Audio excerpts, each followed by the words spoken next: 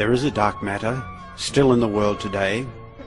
It is something that is perhaps older than written language itself: human ritual sacrifice. And it has been something for which Jewish extremists have often been accused of throughout time. Understandably, since it's not an everyday topic, many people are highly skeptical of this bizarre accusation that has burdened the Jewish people for at least 2,000 years. After all, why would fanatical Jews in the past, and perhaps even to this very day, commit human sacrifice? Many people do not like to even think about the topic, believing it to be just pure, unadulterated, anti-Jewish propaganda. And likewise, the Jews themselves are quick to say that such claims are lies, which have been handed down through the centuries. However, there are two sides to this issue. One side believes Jewish ritual murder is not merely anti-Jewish propaganda, but a fact. One that has had a terrible impact on society since it began. Perhaps some viewers may doubt what is uncovered in this video, but an honest glimpse into this matter may make you think. Likewise, an in-depth and fair examination will make most skeptics into true believers. It is true that many of the people who conducted research into these matters were branded by Jews with the epithet of anti-Semite, a term that it seems is used by Jews to stifle discussion on any topic that criticizes them. Certainly, however, if someone who is branded an anti-Semite by Jews says the sky appears blue on a sunny day, is it any less blue just because the so-called anti-Semites said it was? This is usually the case with respect to these matters. While some people who investigated these matters were really anti-Semites, it was the fact that human sacrifice was practiced by Jews that caused many of these people to become anti-Semites. After uncovering the secret among the Jewish cult in times past, how could a Gentile feel otherwise? After all, it is not the anti-Semite who commits the foul act of human sacrifice, now commonly referred to as Jewish ritual murder, yet Jews sought to make the Gentiles who reported these crimes appear worse than the Jews who committed them. Most historians know and admit that human sacrifice has occurred in the past amongst various sects. The Aztecs' blood-stained temples attest to this. Many innocents met their fate that way, with their hearts plucked from their bodies. The practice called sati in India, where women would sacrifice themselves in flames, is still practiced today in obscure parts where some of India's 1 billion, mostly Hindus, live. In Mexico, even just a few years ago, a strange cult was uncovered that had sacrificed many people, including American college student Mark Kilroy. The same is true of Africa and various parts of South America today. If you merely comb the internet, you'll realize that, yes, there are some groups who still engage in barbaric practices such as human sacrifice. So, what are the facts about the Jews? Have they also engaged in such terrible acts in the past? And could there be some primitive sect amongst Jews, extremists no doubt, who to this very day still commit the wicked crime of ritual murder? Most Jews, if asked about ritual murder, will vehemently deny any knowledge of it, of course. And they're probably telling you the truth. If there are Jewish hate-mongers who engage in these acts, and there is strong evidence to indicate such, it is probably only a small number of them. So if this is indeed the case, one question still remains. What makes these crimes stand out apart from other cruel acts committed by man against man in the past? The answer to this question is not a pretty one. Based on numerous reports from the past to modern times, the main difference is the degree of cruelty. Reports say children sacrificed in Jewish occult rites were tortured to death in the most cruel and heartless ways imaginable. After the ceremony, Jews reportedly dried the child's blood, often absorbing it into paper, for their various occult rites. Aside from claims of Jewish ritual murder being carried out in an extremely vicious manner, there's one other difference that sets this crime apart from others. When such crimes are uncovered, not only the local Jewish groups, but Jews from all over the entire world seek to conceal it. In the past, Jews have even set aside a special fund to cover up such acts. However, by doing this, they become, as the police might say, an accessory after the fact. From time to time, there have been brave and honest Jews who would deviate from their kinsfolk and admit to the truth of these crimes. While such honesty was not common amongst Jews, it still occurred on occasions. For this reason alone, a blanket indictment against all Jews cannot be made. Indeed, some Jews, young and old, have admitted these crimes in front of court, written about them in books, discussed them in debates, and so forth. For the most part, however, Jews typically deny such accusations. They have even developed a phrase for this type of accusation: blood libel. This term is often used as a rallying cry amongst Jewish groups. But let's go to the crux of the matter. When did it begin? And is there evidence to show that this has been a regular occurrence? Usually, when you think of Jews and human sacrifice, you would probably think of the incident between Abraham and Isaac in the Old Testament, where Abraham believed his God wanted him to sacrifice his son, until an angel supposedly appeared and told him otherwise. Many people erroneously believe that human sacrifice amongst Jews ended right then and there for all Jews. But just think about that for a second. Now, Abraham, here he is getting ready to sacrifice his very own son. Abraham reportedly stopped. But what about all the other Jews? Did they too? There is strong evidence to suggest otherwise. Jewish sacrifice in the Old Testament occurs in many, many more places than simply the better-known story of Abraham and the sacrifice of his son Isaac.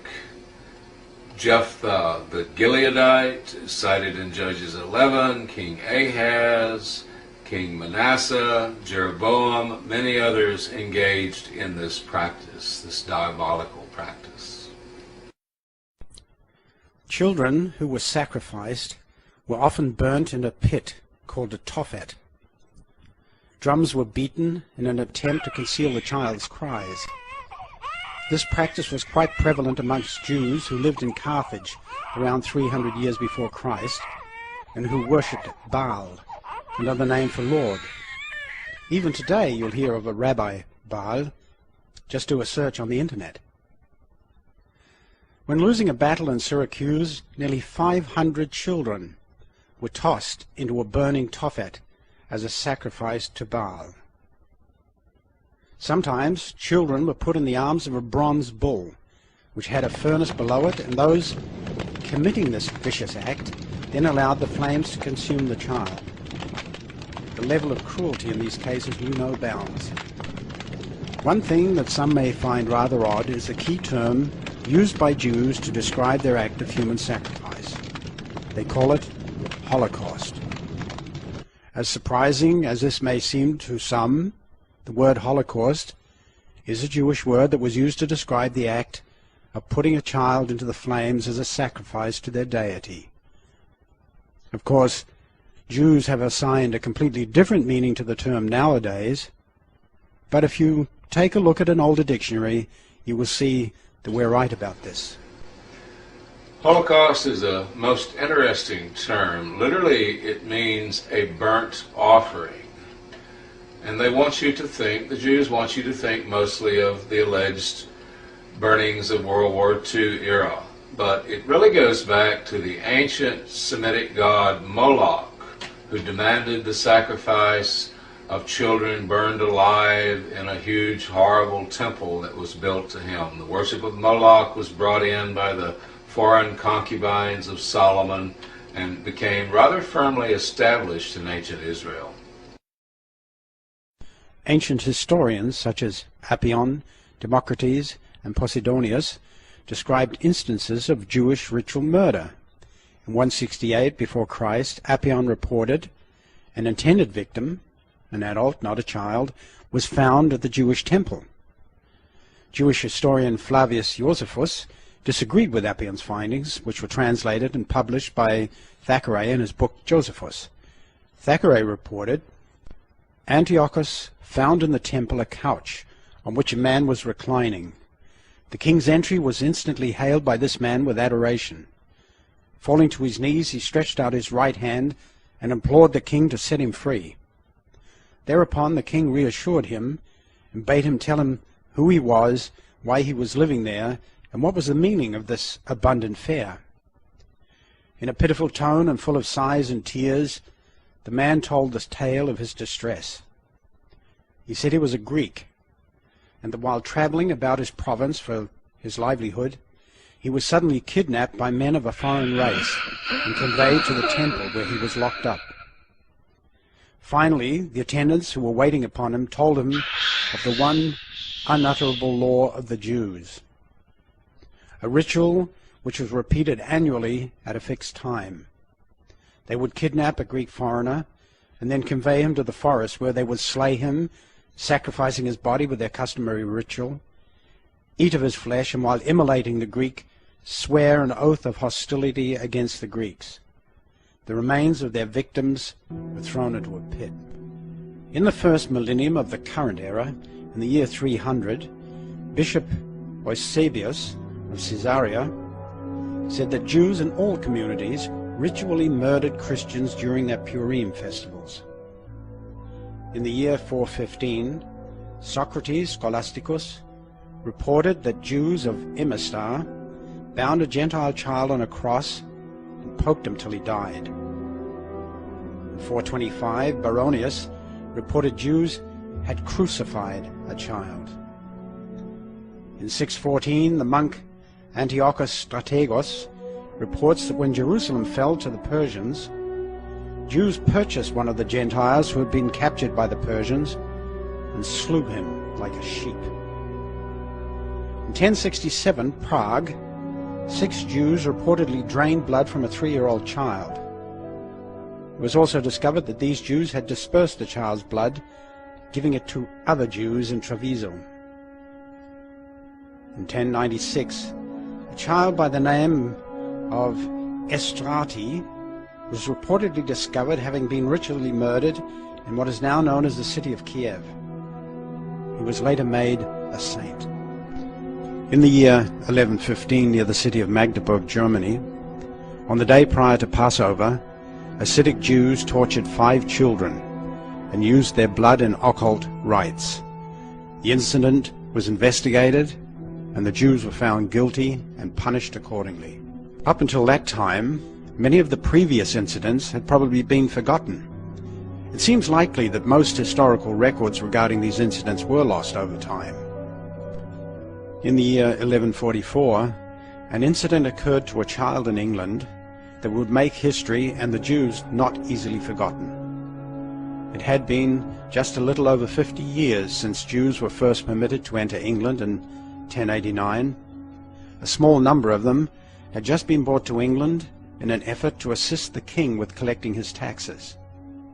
Consequently, as the town discovered to their dismay, a child by the name of William was ritually murdered. But what made this event different was that this child was related to an educated monk, Thomas of Monmouth. In 1144, a Catholic monk, Thomas of Monmouth, wrote a extensive book about the murder of little William of Norwich, a young boy who was murdered by the Jewish ritual murder cult. He was created a saint of the Catholic Church, the first of many of a series of saints. Depending on how one counts them, there are at least 20 to 25 of them in the history that are recognized as Christian martyrs by the Catholic Church. This event that occurred to William, like so many before it, could have eventually sunk into obscurity.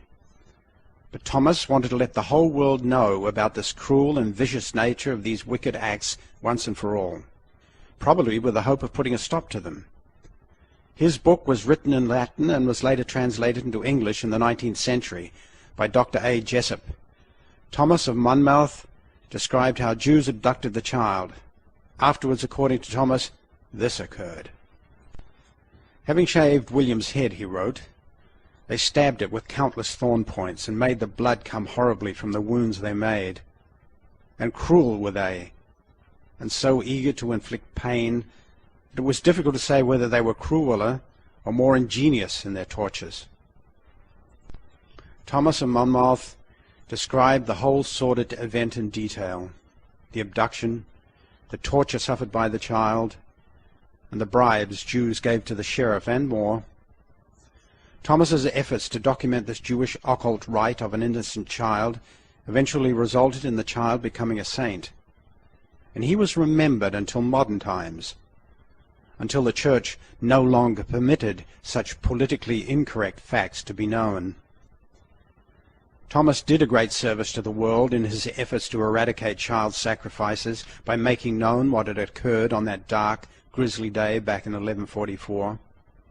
It put parents in England on alert, so they would know to take precautions to keep their children safe.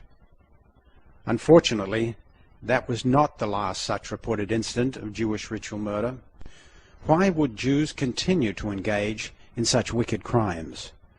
Dr. Arnold Lees, who wrote a book about Jewish ritual murder in the early part of the 20th century in England, noted some interesting facts surrounding the ritual murders. A converted Jew called Theobald of Cambridge confessed that the Jews took blood once a year from a Christian child because they thought that only by so doing could they ever obtain their freedom and return to Palestine. And it was their custom to draw lots to decide whence the blood was to be supplied. The tragic murder that occurred to innocent William set a precedent. Because of Thomas of Monmouth's books that he wrote about the good child, others began to record these wicked deeds perpetrated by fanatical Jews. Some more of these reported victims follow. In 1243, in Kissingen, Bavaria, Jews were convicted by a court of law after having confessed to having used the blood of Gentiles for occult rites in their Jewish holiday of Passover. In the year 1255 in London, England, a young innocent Gentile by the name of Hugh was discovered to have been ritually murdered. His punctured body was found hidden on a Jew's property. After having reviewed the evidence, a court tried and convicted 18 prominent Jews of having committed the deed. The child was later canonized and became a saint. Altogether, before the Catholic Church became a bulwark for political correctness, there were over 20 children who had been ritually murdered by Jews and made into saints.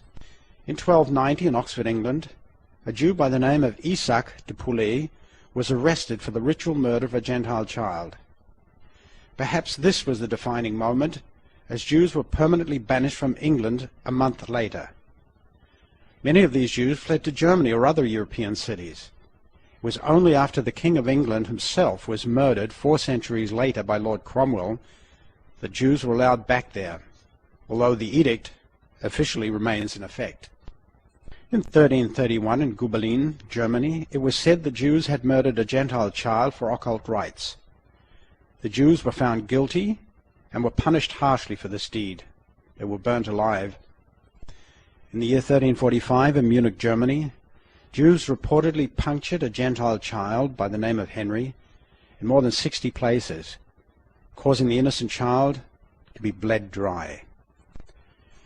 In Venice, Italy, in the year 1420, according to local records, Jews ritually murdered a child in a cruel fashion, and they were executed for this inhumane crime. In the year 1462, in the village of Rinn, Innsbruck, in Austria, Jews reportedly ritually murdered a child by the name of Andela on a large stone. The child became a celebrated saint. A church was built around the stone.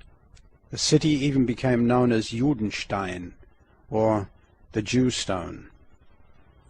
More recently, in 1997, Professor Robert Brandner of a theological college in Austria said this about ritual murders. He said, Jews should apologize for their deplorable crimes against Catholic children like the holy martyr child Andela von Rinn, and against adults in the days before Easter, and for the blood of murdered Christians spilt by Jewish hands, which cries to heaven too.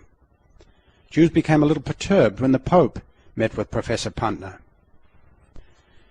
In the year 1475 in Trent, Italy, Jews reportedly ritually murdered a child by the name of Simon. During the process, they also circumcised the child. This has also been the reported case in many other such incidents, although we don't believe it's necessarily a requirement during the bloodletting process. This child, too, had puncture marks over his entire body. The child was later made a saint. St. Simon of Trent was murdered in 1475 in Trent, Italy, a beautiful Renaissance city of the era. He was taken off the street by cult members, much as pedophile killers do today. The poor little boy was offered candy and lured away, where he was murdered for the pre-Passover sacrifice to obtain the blood for the rituals. This was a very, very famous case of the era, resulted in the later canonization as a Christian martyr of young Simon. The case is referred to in the book Blood Ritual as a multi-adjudicated case, in that it went before more than one tribunal. The Jewish perpetrators had money and influence, so the case went on appeal, which was a very rare thing in those days. Multi-adjudicated, it went also before the Vatican, where the congregation that decides who becomes a saint examined the case in very, very thorough detail. Simon was canonized, regarded as one of the most popular child saints of Europe, until 1965, when the politically correct ones in the Catholic Church decided to decanonize him. In the book Lives of the Saints, Father Alban Butler described the child as an infant martyr, and describes the event surrounding his murder thus. The Jews in the city of Trent decided to vent their hate by slaying a Christian child for the coming Passover, and Tobias, one of their number, was deputed to entrap a victim. He found a bright, smiling boy named Simon playing outside his home with no one guarding him. Tobias patted the little fellow's cheek and coaxed him to take his hand. The boy, who was not 2 years old, did so, but he began to call and cry for his mother when he found himself being led from his home. Then Tobias silenced his grief and conducted him securely to his house. At midnight on Holy Thursday, the work of butchery began. They gagged his mouth. They held his arms in the form of a cross, while they pierced his tiny body with awls and bodkins in blasphemous mockery. After an hour's torture, the little martyr lifted his eyes to heaven and gave up his innocent soul. The Jews cast his body into the river, but their crime was discovered and punished, while the holy relics were enshrined in St. Peter's Church. In 1485, another Gentile child reportedly suffered a similar fate at Moristica. Pope Benedict XIV canonized the child, who became known as Saint Lorenzino, and mentioned the child as a martyr in his bull Beatus Andreas. The Episcopal Court of Padua, Italy, attested to the authenticity of this incident. Despite small differences, it is interesting to note that many other religious leaders have acknowledged these facts with respect to Jewish child murders. Cardinal Ganganelli, who later became a pope, once wrote, "I admit as true the fact of the Blessed Simon, a boy 3 years old, killed by the Jews of Trent. I also admit as the truth another fact, which happened in the year 1462 in the village of Rin, in the person of the Blessed Andela, a boy barbarously murdered by Jews." The Reverend Dr. Martin Luther, founder of the Lutheran Church, briefly described his thoughts on this matter in his thesis, The Jews and Their Lies. In history, he says, therefore, they are often accused of poisoning wells, stealing children and mutilating them as in Trent, Weitzensee, etc. Of course they deny this. Be it so or not, However, I know completely well the full, ready will is not lacking with them if they could only transform it into deeds in secret or openly. Know this for a certainty and act accordingly. In 1492, LaGuardia, Spain, a child by the name of Christopher was said to have been ritually murdered by Jews. Shortly thereafter, Queen Isabella of Spain issued an edict that banished Jews from Spain forever. And it was not until approximately 1967 the Jews were officially allowed back. There were many reasons cited for the Jews' banishment, such as overall wickedness, but one reason was particularly interesting. It was called a serious and detestable crime. Well-respected historian William Walsh argues in his book, Isabella of Spain, that this crime was that of the ritual murder of Christopher, who later was made a saint. In 1490, there was a vicious kidnapping and ritual murder of a young Christian boy taken from a small village called LaGuardia, which is near present-day Toledo in Spain. He was taken out into the mountains into a cave and was killed by the ritual murder slaughterers there. It was a very, very, very famous case in Spain, appears even today in various Spanish encyclopedias.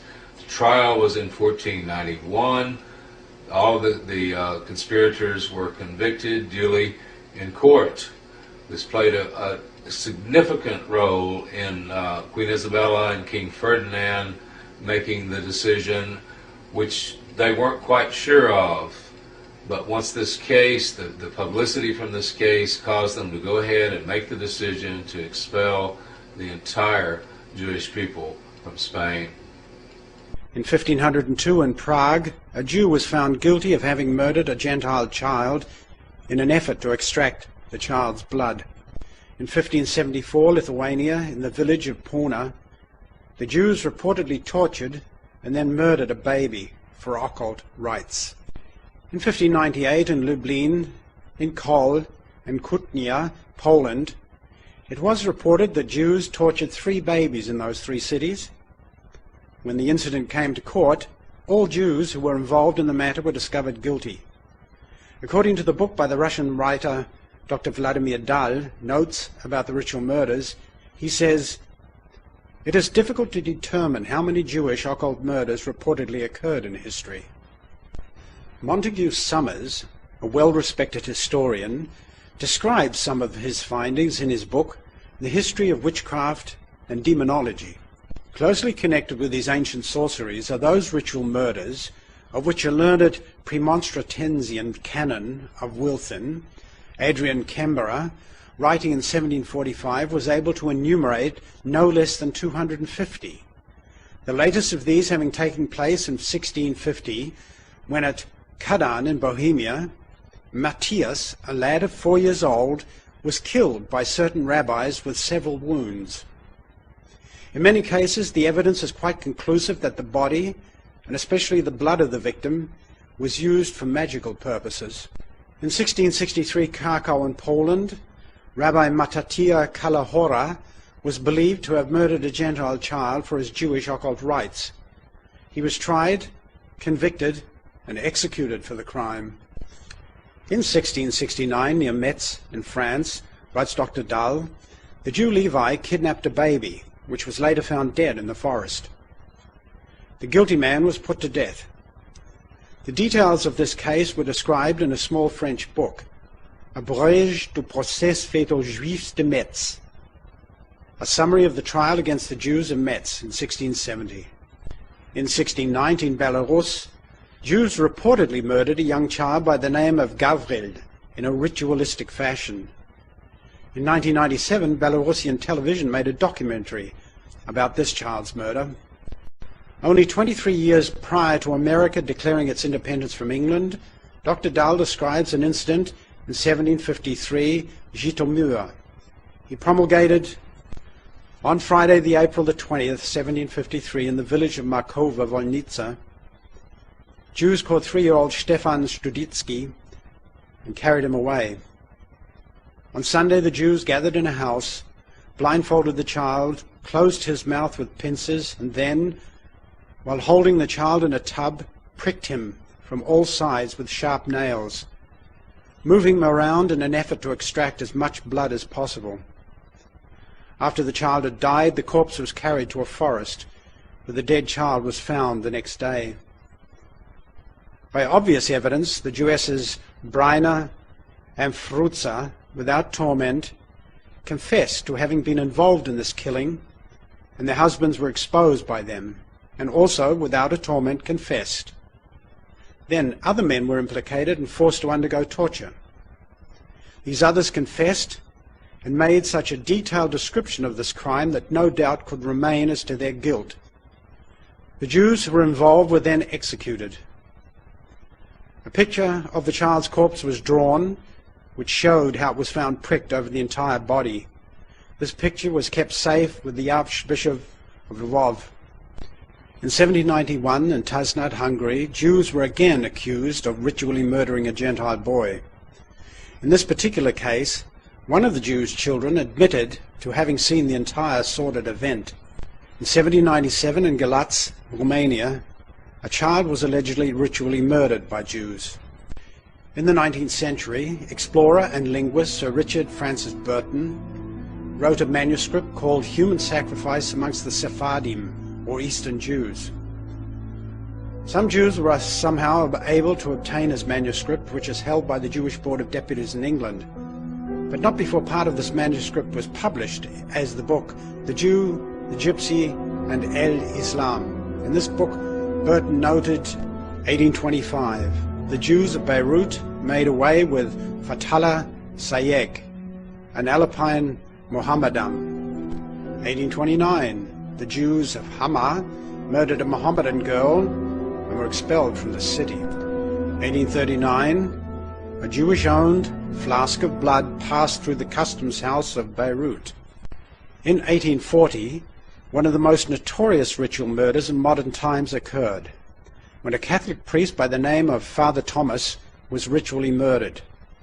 This was described in depth in Sir Richard Francis Burton's original manuscript, but not in the notes that were used for the book The Jew, the Gypsy, and El-Islam.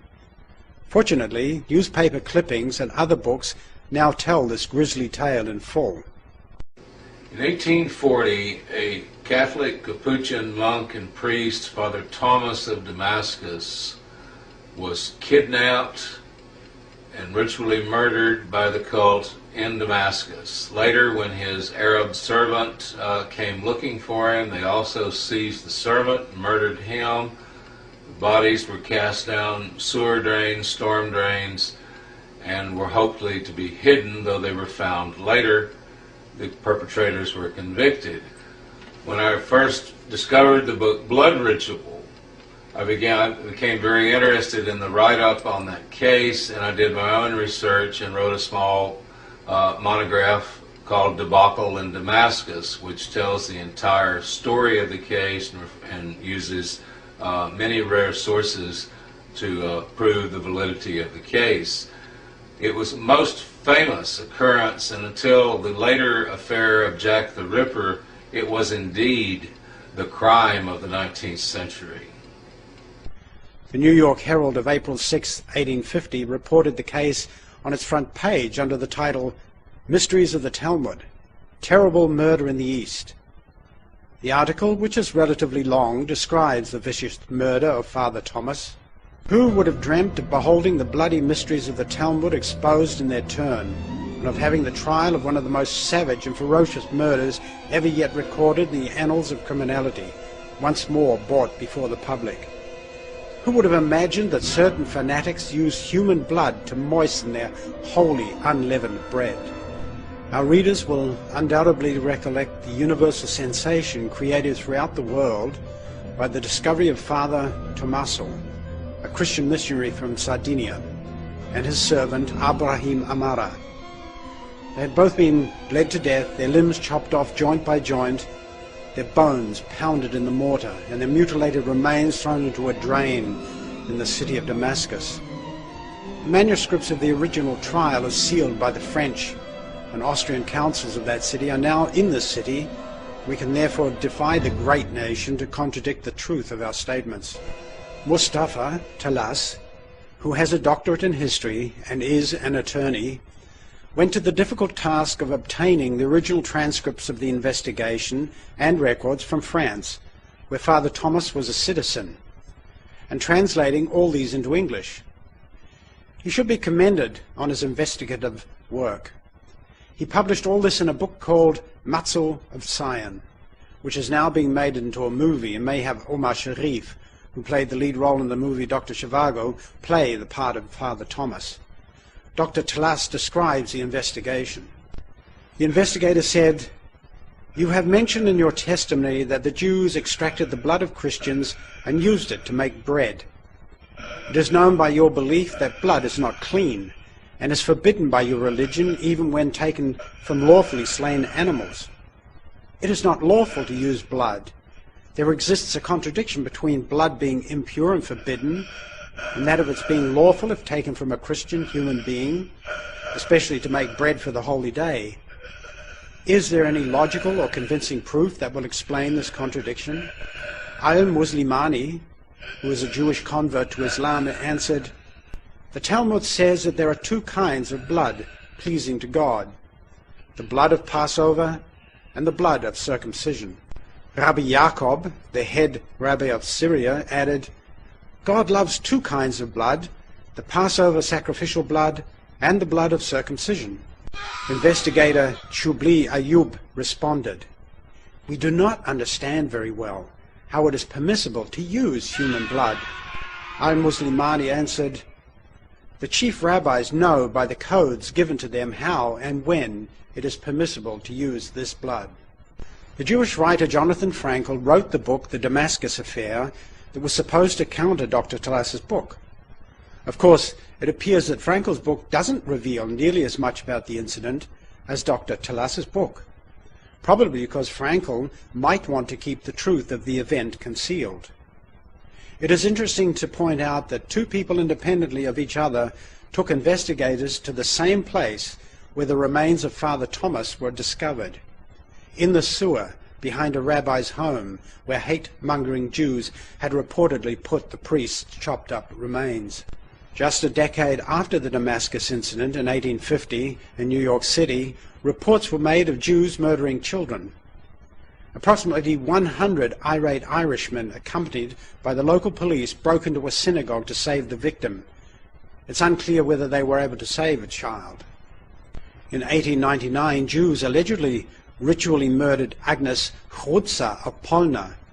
One of the culprits who purportedly murdered her was initially sentenced to death. A year later, in 1900, some fanatical Jews were said to have ritually murdered Ernst Winter. In 1911, Kiev, Russia, one of the most notorious Jewish ritual murders occurred. An innocent young child by the name of Andrei Yushinsky was discovered to have been killed for occult rites. Menachem Mendel Bailis was accused of being the perpetrator of the crime. Jews from around the world sought to conceal the true nature of the crime, and they spent over the equivalent of at least 115 million in today's money so that the Bailis team of lawyers would win the case. Several witnesses died under mysterious conditions prior to trial. Mishuk, a high-ranking police investigator, was proven to have planted false evidence to benefit Bailis. 3 innocent children who had been with Andrei and witnessed his abduction by Bailis were given pieces of cake by a scurrilous investigator named Krasovsky, and the next day all 3 became ill. 2 died as a result, and the 3rd was sick for months. The one who survived, Ludmila Cheberiak, said, "We started to ride the clay mixer. Suddenly, Bailis and 2 other Jews ran towards us. We jumped off the clay mixer and tried to run away. Andrei and my brother, Zhenya, were caught by Bailis and the other Jews, but my brother freed himself. The Jews then dragged Andrei away. My younger sister, Valentina, also saw this." John Grant, who was the American consulate stationed in Odessa, Russia, at the time, reported the jury's final verdict. Grant noted that it was determined by a jury that a certain boy found cruelly murdered in Kiev had been killed by fanatical Jews, and that Jews, for occult purposes, had carefully drawn all blood from the dying child, that it was an instance of Jewish ritualistic murder, that Beilis was innocent. While it was proven to have taken place inside the synagogue at the Jewish-owned Zaitsev factory, the jury could not determine for certain that Beilis was the one who wielded the awl, causing Andrei to be punctured over 45 times around his body in an effort to procure as much blood as possible. If you look closely, and I realize it might be difficult, but if you look closely, you can see 13 puncture marks to the side of the child's cranium, which Jews reportedly did as part of some sort of ritual as a sacrifice so they could overthrow the Tsar. Nevertheless, Beilis was freed, because only 6 of the 12 jurors felt he was guilty, a simple majority being required. Too many witnesses were killed and much evidence had been destroyed prior to trial. Much like O.J. Simpson in the US, Beilis was allowed to walk unpunished. Later, he immigrated to the United States, where he lived out the rest of his life. Prosecuting attorney G.G. Zamyslovsky wrote a 520-page book about this, which was called The Murder of Andrei Yushinsky. But the Bolshevik Revolution occurred shortly thereafter. Jews participated in Zamyslovsky Kangaroo Court, which was the very first trial of the communist regime. Zamyslovsky was murdered for having revealed all the facts concerning this matter. His book was then classified until 1997 so that others might not know the truth of this terrible ordeal. At around the same time as the trial of Menachem Mendel Beilis was being given, Leo Frank was tried for the murder of a 12-year-old Gentile girl, Mary Fagan, in the United States. Frank was the chapter head of the Atlanta Jewish Society B'nai Brit, which is Hebrew for Brotherhood of the Covenant. Frank was found guilty of murdering the young Gentile girl. One writer described the child's innocent, lifeless body. She bled freely, not only from the wound in her head, but from other parts of her body. An objective view of this incident is thoroughly described in the more recent book, The Murder of Little Mary Fagan. Because it is impartial, Jews seem to be disturbed by it. Shortly after Fagan's murder, Jews formed the Anti-Defamation League of B'nai Brit, which has consistently sought to contain the incident. Jews now say that it was not a Jew who murdered Mary Fagan, but rather a black. We are expected to believe that a jury in the Deep South in the early 1900s would let a guilty black man who murdered an innocent white girl go free so that an innocent white Jew could be convicted of having murdering a Gentile child in the most wicked ways imaginable. This, of course, is utter nonsense. In 1913, in Atlanta, Georgia, the manager of a pencil factory, his name was Leo Frank, murdered one of his employees, a young Christian girl by the name of Mary Fagan. This was a very, very famous case of the early 20th century, and the B'nai B'rith organization, other Jewish groups, came out to try to show that Fagan was only being accused in the matter because of the dreaded anti-Semitism. Matter of fact, this gave rise to the organization, misnamed organization known today as the Anti-Defamation League, or ADL, and this is where they began their work. After much haggling and money thrown at the matter, 73 years after the incident, Jews secured a pardon of Frank. Frank was not pardoned because of his innocence, as Jews would have some believe. In fact, Jews had tried to appeal the conviction at the time, but Frank was repeatedly shown to be guilty. Later, the governor, on his way out, changed Frank's sentence, who was to be punished by death by a court order, to a life sentence. A lynch mob took Frank from jail and hanged him. This is the reason why Frank was pardoned, because of the lynchers' mob doing justice's job, not because of Frank's imagined innocence. Someone supposedly remembered what happened 70 years after the incident, but this contrived memory was probably more based on the individual's inability to purchase a pacemaker to continue living, and his Jewish beneficiaries wanting to vindicate their deceased co-religionist. In 1919, a Gentile accused Jews of ritually murdering his child in Chicago. It is not certain whether this event was truly a ritual murder or merely a baseless accusation. In some cases, though certainly not all, Jews are unfairly accused of ritually murdering children.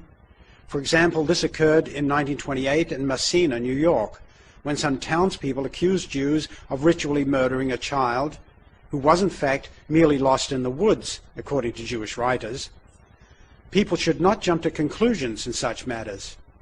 Rather, criminal investigators should look into these matters and take whatever legal action is necessary to prevent these iniquitous crimes from occurring, and should also see to it that innocent Jews are not maligned.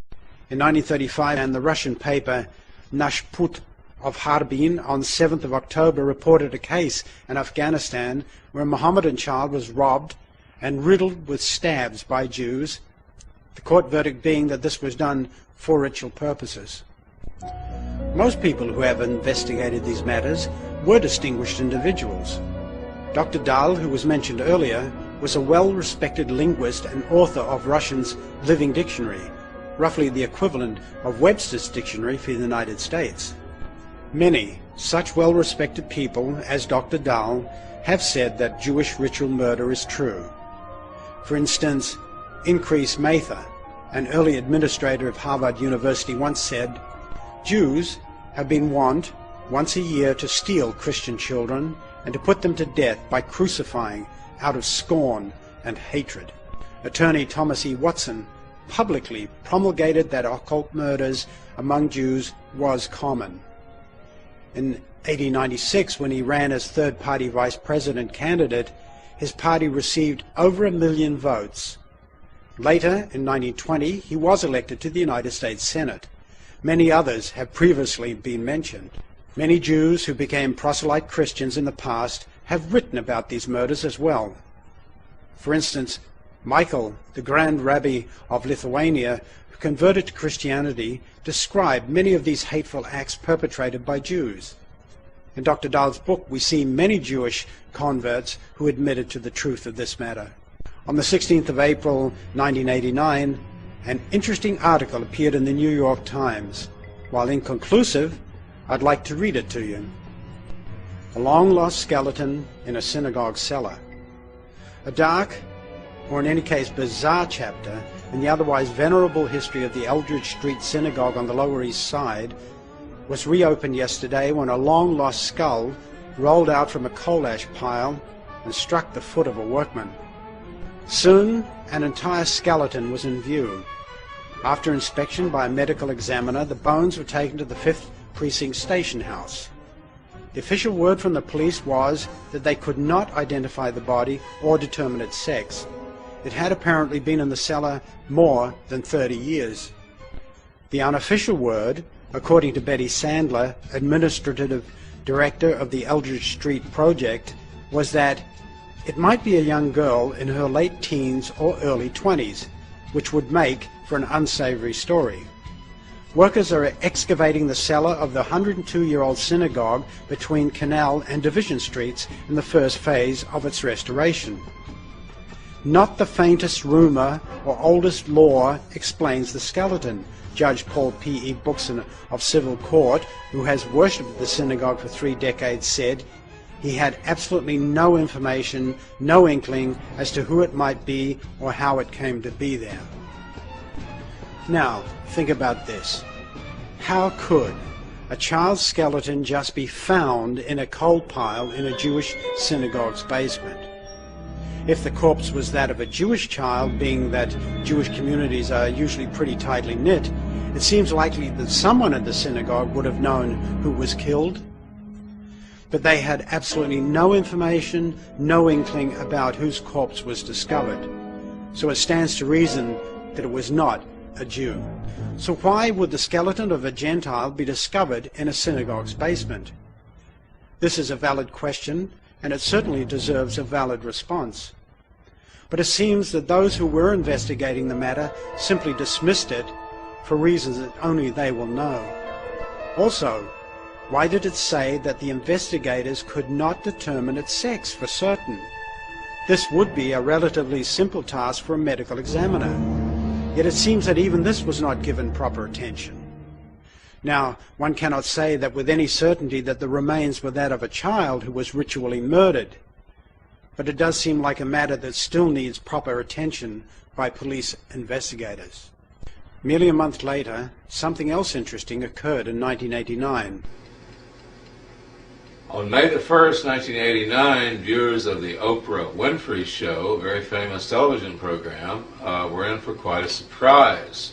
Oprah interviewed a young Jewish girl named Rachel, who testified on the program that her family had for several generations engaged in the practice of ritual murder. On the show, Dr. Rome cites, Oprah asked the woman, "This is the first time I've heard of any Jewish people sacrificing babies. But anyway, so you witnessed the sacrifice?" Rachel responded, "Right. When I was young, I was forced to participate in that, in which I had to sacrifice an infant." When Oprah Winfrey asked if other Jews had engaged in such practices, Rachel responded, "There's other Jewish families across the country. It's not just my family." Rachel then proceeded to mention other relatives, doctors, policemen, council members, and so forth, who had also reportedly engaged in this cult activity. A year later, in 1990, Rachel again bravely stepped forward and admitted that this terrible deed had occurred, as noted in the March 1990 issue of Cult Watch Response. Recently, I had enough courage to share some of my story. I revealed that I am a Jewish survivor of a multi-generational family who practiced human sacrifice and cannibalism. It seems likely that if the transgenerational Jewish ritual murder cult has survived, that such actions would most likely occur in Israel, where many fanatical Jews reside. A few years later, in 1995, some Gentile children from Romania were found being reportedly kidnapped and exported to Israel. Israeli citizen Mahmoud Asadi was arrested for this. He was at one time former Israeli Prime Minister Yitzhak Rabin's personal secretary, according to the World Jewish Congress. Certainly he would not have been acting alone in this matter, as it would be something that would require many people to do. Why would he be in Romania procuring Gentile children? Some have suggested that the children were to be used in occult rites by Jews. Again, this is a question that deserves our utmost attention. Reporter Adel Hamoud, writing in the major Egyptian newspaper Al-Haram of October 28, 2000, said that young Palestinian children have been repeatedly found around Israel with their blood drained. He reported these startling findings in a full-page article called "Jews Make Matzos from the Arabs' Blood." Jews in Israel regularly demonstrate that they possess this ancient hatred. Recently, Israeli planes dropped bombs on a school for the blind in Palestine, and some Jewish extremists put a bomb on a school children's playground. Certainly, Jewish fanatics who commit such cruel acts are capable of ritually murdering children in Palestine as well. Romania, Germany, Italy, Poland, United States, Egypt, Syria, Portugal, Jordan, France, Russia, Austria, Spain. Nearly every civilization in the entire world has reported the crime of Jewish ritual murders. Has the entire world been involved in a massive conspiracy against Jews? Or have some fanatical Jews been engaged in a conspiracy against all non-Jews? Quite frankly, it seems to be the latter. Some Jews say the Jews are completely innocent. For instance, Jewish scholar Richard Pochia writes in his book, The Myth of Ritual Murder, the Jews never use any blood, even that of an animal. On page 8, however, contradicting himself, on the very next page he says, in medieval and early modern times, among Oriental Jews, the blood of circumcision was used for writing the Tetragrammaton on talismans. On that same page, Po Chia also noticed that the rabbi's responsa said to use dried goat's blood as a general medicine.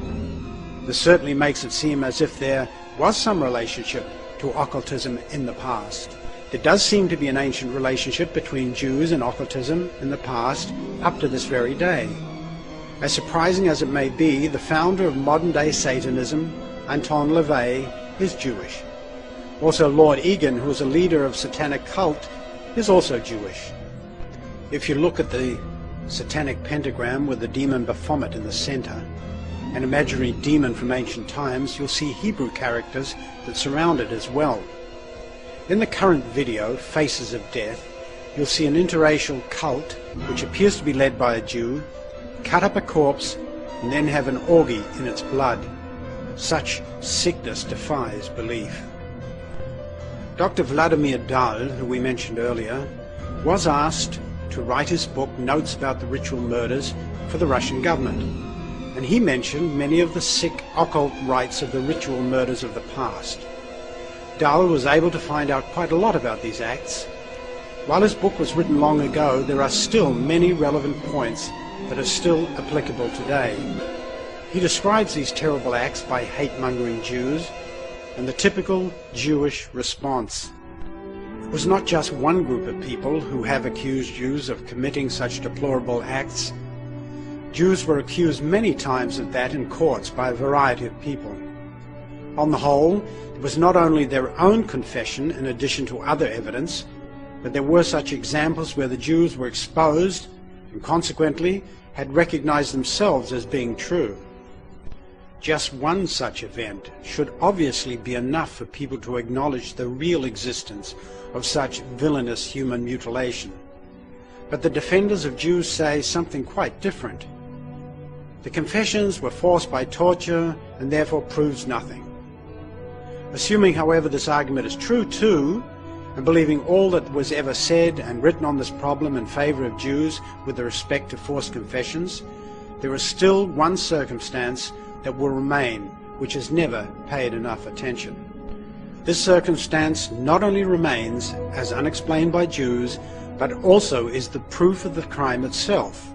Namely, it is not doubtful that from time to time the corpses of babies who were missing were eventually discovered in such distorted conditions and with such signs of external violence that they attested to images of excruciatingly painful deaths.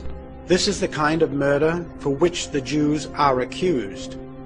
Also, the incidents of this nature exclusively occurred only in places where the Jews live. We must ask ourselves, in what type of circumstance can we attribute the renewed cases of babies who suffered painful deaths, babies who were carefully tortured up to the point of their tragic deaths, if an accusation is not fair? What reason can we invent for the villainous torture of a baby if it is not done for religious mutilation? The external signs on corpses indicate each time this is discovered positively that the death could not be accidental in any case, but intentional. It is obvious that these injuries sustained by the babies are deliberately done and take place over a long time. The whole body is poked or pricked. Then scraps of skin are cut. The tongue was often cut out. The intimate parts of boys are either cut out or the boys were circumcised. Signs of bruises from tight bandages put on and removed again are not uncommon. Often the entire skin has abrasions, as if it was burnt or had something rubbing against it. Sometimes the corpse was even washed, with it being discovered without any blood on it. Nor was there any blood on the undergarments or clothes, demonstrating that they were taken off during the murder and afterwards put on again. The parents and siblings of babies who have experienced such tragic deaths wonder, for what possible reason would people commit such deplorable acts to innocent babies? Without a purpose, it could never be done. And it continues to happen repeatedly over time. The ordinary killer in any case would be satisfied with one murder, but a murderer who kills for some type of mysterious, important purpose cannot be ignored here. The weak, unsatisfactory searching of investigators, the different tricks of Jews, their impudent and stubborn denials, not infrequently bribery, the confidence by the majority of educated people and that an accusation is merely infamous slander. And finally, the humanity of our criminal laws. All these things saved the Jewish culprits nearly every time from deserved execution. And they, by using their machinations, by giving false oath assurances of innocence, and by using false propaganda that suggested such accusations were merely the result of accomplished injustice with slander built on them, almost always were well prepared for such accusations. The Jews punished those who demonstrated credible evidence against them.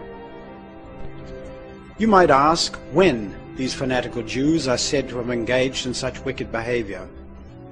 Typically, these Jewish sacrificial events usually occurred around the time of the Jewish holiday of Passover, which has an underlying message of deeply imbued pathological hatred towards Gentiles. Similar claims have been made around Hanukkah, a Jewish militant holiday. Purim is also another Jewish holiday on which Gentile children are said to disappear, only to be found later mutilated. Purim celebrates when, in history, Jews were able to murder a noble Gentile.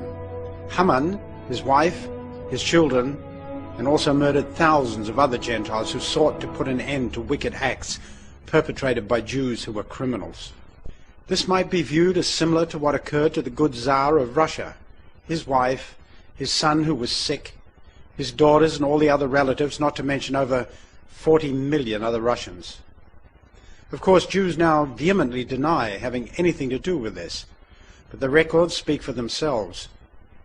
It seems to follow the ancient lines of this Purim, a festival that is commonly associated with ritual murders by Jewish fanatics in the past.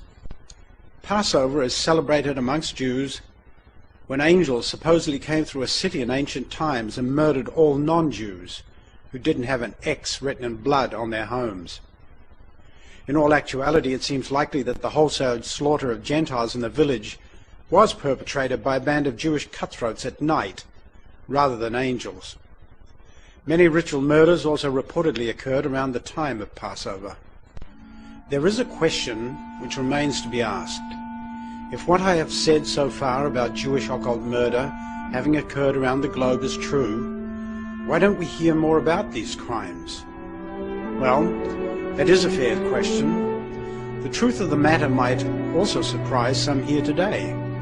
Jews control the media for the most part.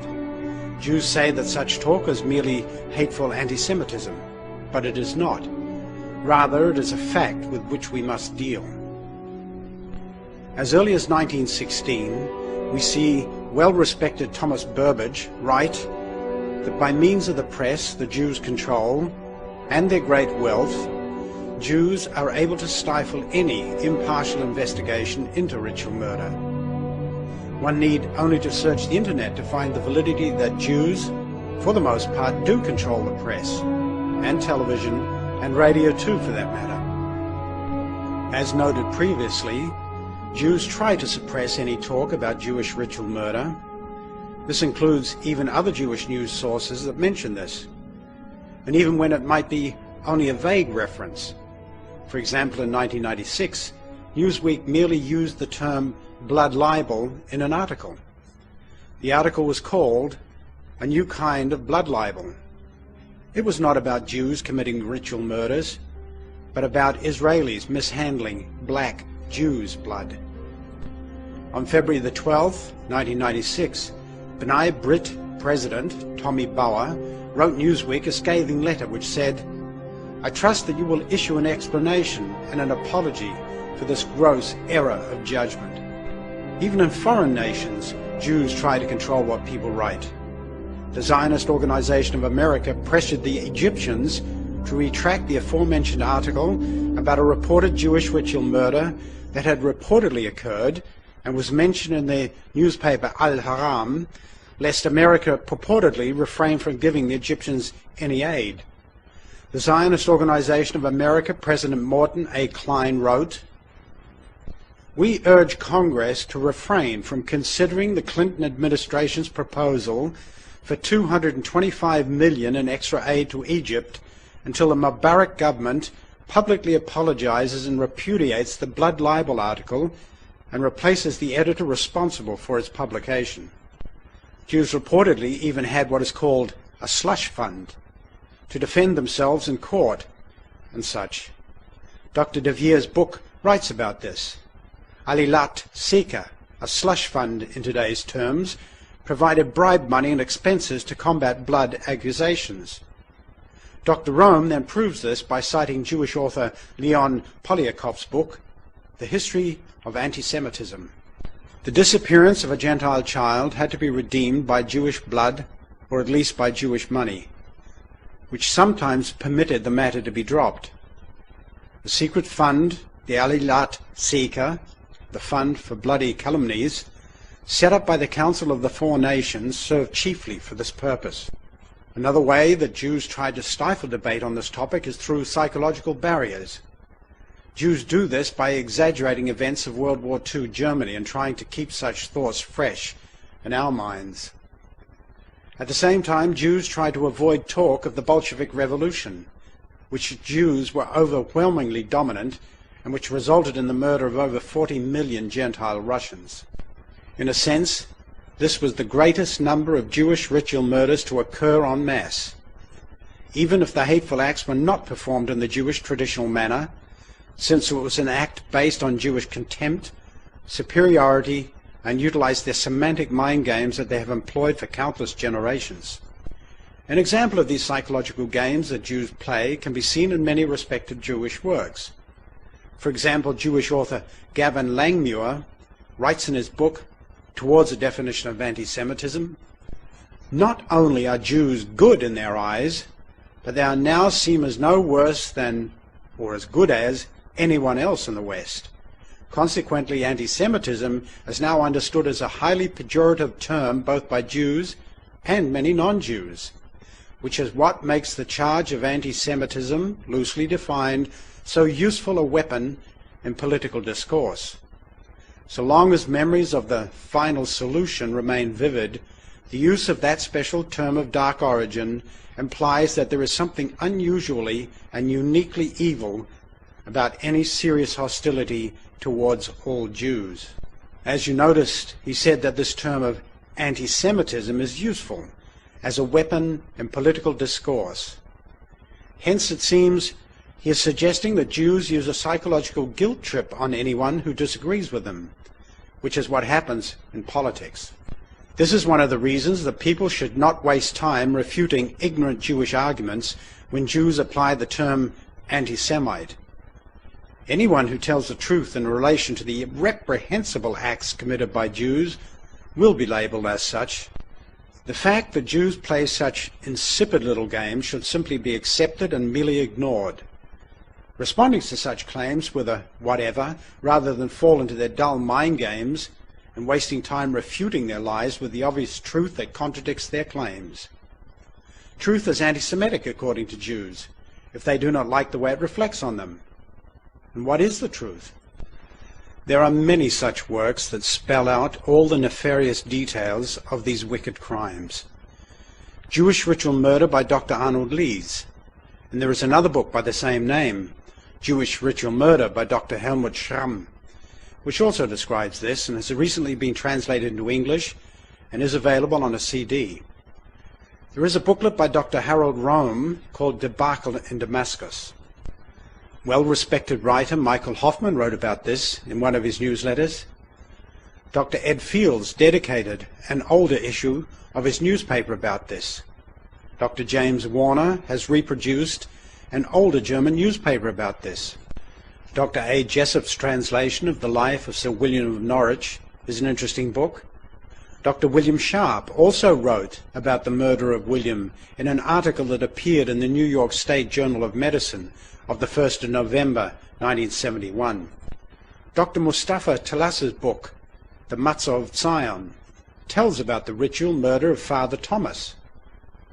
Dr. Philip de Vere has written recently a book called Blood Ritual. There is another videotape, if you can find it, which shows numerous rare pictures, woodcuts and drawings of Jewish ritual murders called Human Sacrifice Among the Fanatical Hasidic Jews from the Ancient Times to the Present. Russian prosecutor and Duma member G.G. Samoslovsky wrote an excellent 500 or more page book that told all the details of one case in which a jury determined there had been a Jewish ritual murder. Dr. Vladimir Dal's book is also an excellent resource, and much of which contained in this video was derived from his excellent resource. There are many other writers, from popes to attorneys to numerous other doctors and researchers, who attest to the validity of Jewish ritual murder accusations. You might wonder, how often do ritual murders occur? This is a question that cannot honestly be answered, because no such tabs are kept. Such actions must certainly be kept secretive amongst Jewish occults, lest people put an end to their despicable activities. Obviously, since the FBI is indoctrinated by the Jewish Anti-Defamation League at the Holocaust Museum, they will not dare to question their masters. It is doubtful that law enforcement even bothered to determine why non-Jewish construction workers in a synagogue basement in 1989 discovered a child's skeleton. How many victims are not properly investigated because Jews are believed incapable of such wicked acts? There are some alarming facts that are known. According to the FBI, in the year 2000, 876,213 people went missing. Now, not all of them were children, but quite a few were, 750,000. Of that figure, around half of them, 354,000 to be precise, were abducted by other members of their family. This still leaves quite a number, 400,000 children, the equivalent of over 1,000 children per day, go missing. Of course, it seems likely that many may have run away from their homes and others may be abandoned. But what happened to the others? Some of these children are kidnapped and never seen again. This occurs to at least several thousand a year. And what happens to them? Are they abducted by predators? Please keep a close eye on your children. In particular, watch out for the events of Passover, Purim, and Hanukkah. Do not let your children wander far away, particularly in areas visited by Jews during their Jewish holidays.